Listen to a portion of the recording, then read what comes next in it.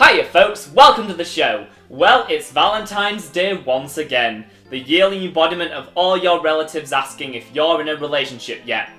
And unfortunately, it's not socially acceptable to tell them your life partner is an animated show about ducks. Who doesn't love a good romance? Point taken. Relationships in TV and film. There's no point trying to escape them because they'll always find you. It's safe to say romantic relationships are the foundation most of our media is built on, to a point where it's notable when a movie doesn't pair up the two main leads. But what if I told you there are relationships in some movies and TV shows that defy all the odds and are more than tolerable? That's rich. They don't happen often, but sometimes we see romances where the pair really have great chemistry, understand their partner on a much deeper emotional level, and are able to bring out the best in each other. And surprisingly, most of the healthy romances I see in media come from that which is appropriate for kids. Even more surprisingly, most of them come from Disney, which for a while didn't really have the best track record when it came to well-written romances. If the past almost 20 years of existence has taught me one thing, it's that in the end, you're better off just giving in to the greeting card companies rather than fighting against them. So, to make all my fellow singles out there feel even worse about themselves,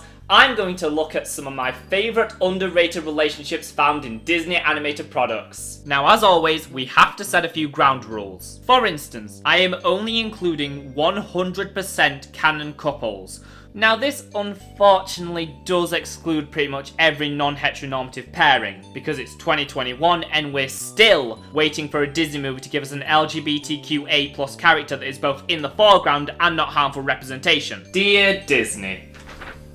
Also, no Pixar, because this list was hard enough without it. Yes, Carl and Ellie have the greatest romance in all of cinema, but you already know that, so why do you need me to talk about it? And since this is a list of underrated couples, don't expect to be seeing many royal pairings. So snuggle up with whatever's next to you, be it a person, a pillow, or something inflatable you wouldn't take with you to the pool.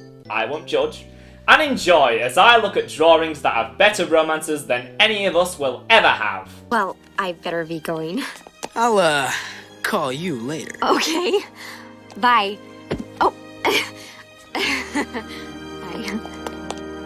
Now these two are kind of an odd pairing to start the list on. I mean, Roxanne only appears in the first and last act of a Goofy movie, and her relationship with Max doesn't really go through too much development in that time. So why do I like these two so much? Simply put, they have great chemistry.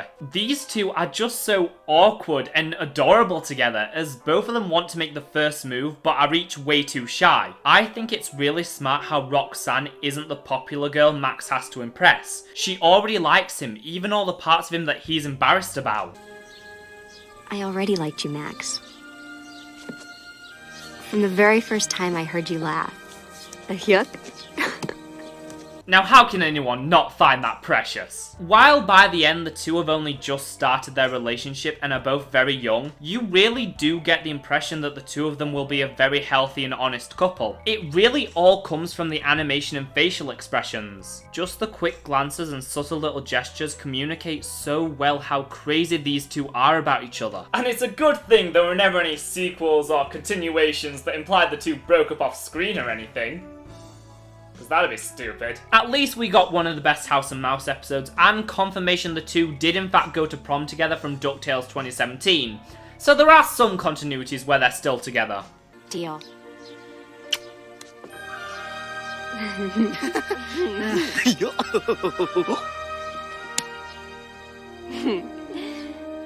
There you will find the fifth marker.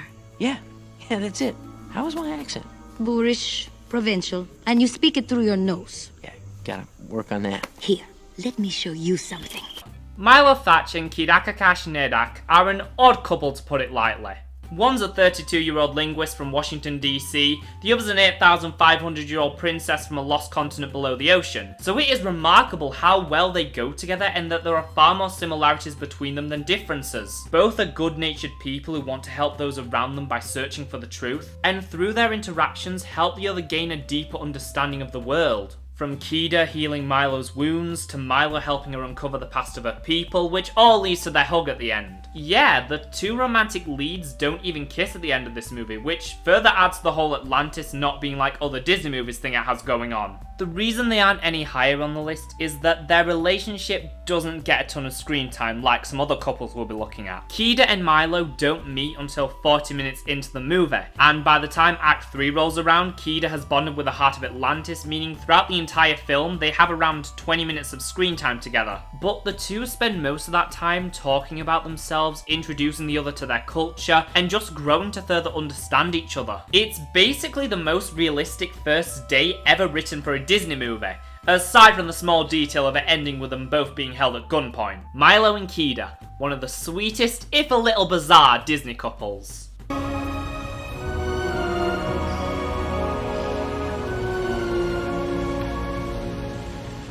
I can't believe you're here. I was thinking we'd maybe never see each other.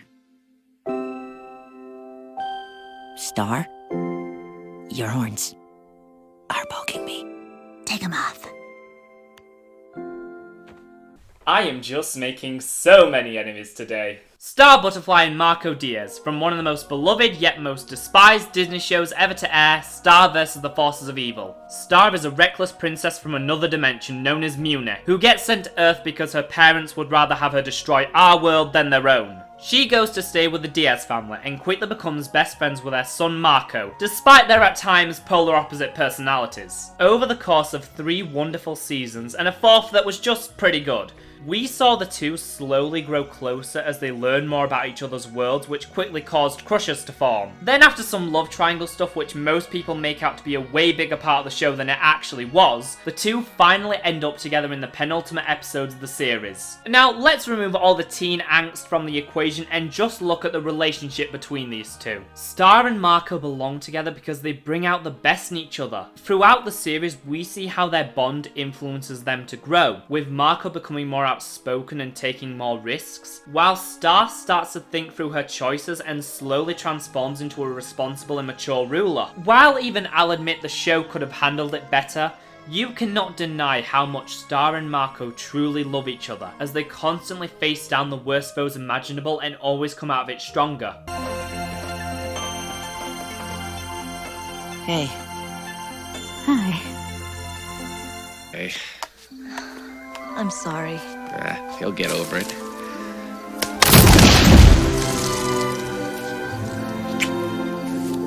Move! You knew these two were going to show up at some point. I mean, look at my channel name. Probably a good chance I was going to mention them. Hercules is one of the Disney films that in the past decade went from an underrated classic to one of their most popular animated movies. And Megara probably has the most support of any character being indoctrinated into the princess lineup. But I rarely see anyone talk about Hercules and Meg as a couple. Hercules is a movie about a god turned mortal trying to prove himself a true hero so that he can reclaim his place on Mount Olympus. But in the end chooses his humanity so that he can stay with the love of his life, Meg, a woman who learns to open her heart again after going through a pretty tough breakup. These two have one of the most pure relationships in the entire Disney canon, having these real and emotional conversations about their past and slowly growing closer over the course of the film, until the two are willing to make the ultimate sacrifice for each other. Hercules is a big dumb jock who is also so sincere and endearing, as he completely falls for Meg not because of her looks or her attempts to throw those curves at him, but because he gets to know her as a person and finds someone he can truly connect with. Meg is almost the opposite. While Hercules is new to love, Meg has plenty of experience, and after her last relationship didn't exactly end on the best of terms, she's become emotionally reserved and reluctant to letting down her guard, which changes when she meets the clumsy and genuine Hercules. While she is initially tasked by Hades with learning his weaknesses, she quickly develops a bond with him, realizing he has no underlying motives and that this demigod might be the most human person she's ever met, as he will literally go to hell and back for her. Despite their tragic pasts, they are both able to find comfort in each other and build a relationship that is able to persevere through everything that gets thrown at them. And in the end, they both realize they belong together, as Hercules rejects his godhood for a life on Earth with Meg. These two are such a great pairing. You know, I wonder what they were like in the original Greek myth. Well, while the inspiration behind them may not have been the best, Hercules and Meg are one of the most well-written and compassionate relationships of the Disney Renaissance.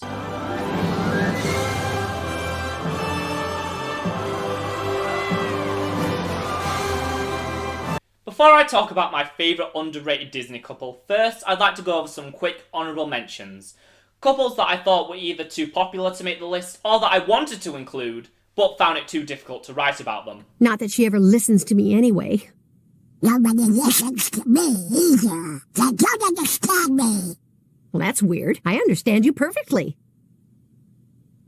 We've been having a bad day.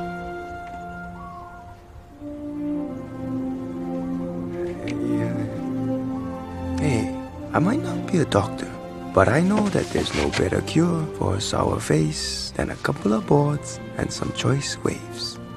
What you think? I think that's a great idea. We're both graduating, but we're not breaking up. We're not? No, it's just graduation. It's not the end of the world. How sure? This sure.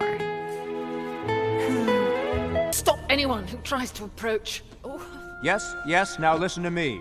Stop giving orders for a few milliseconds, and lie still. Very forceful, Doctor. Go on, say something else. Oh no. There are 13 steps on this ramp. Why don't you jump the last one? Yeah, my favourite underrated couple comes from one of my favourite underrated movies. Who could have guessed? While we're here though, anyone else ever think about how prior to the 90s the only well-written romances in Disney movies were between animals? Huh.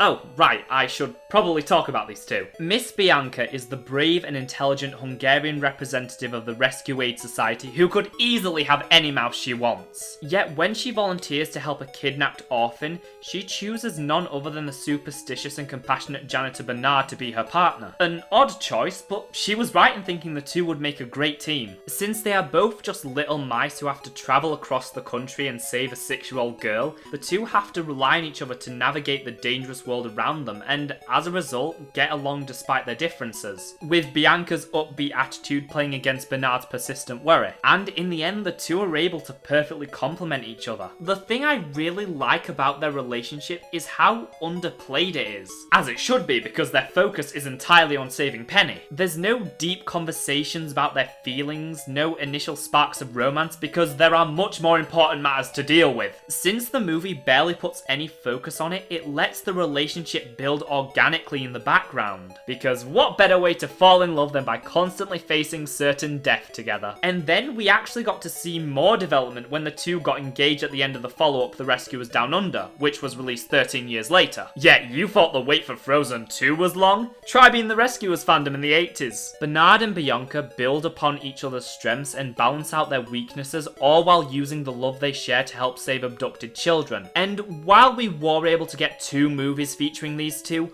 I will always wish we'd gotten more. Penny brought us together. You are a darling. But at the end of the day, those are just my opinions, which means they shouldn't be treated with any form of legitimacy. Let me know down below what some of your favourite underrated Disney romances are. Have a wonderful Valentine's Day if you're with someone. If you're single, take the day to treat yourself because you deserve it. And if you're aromantic, I hope the weather's nice wherever you are.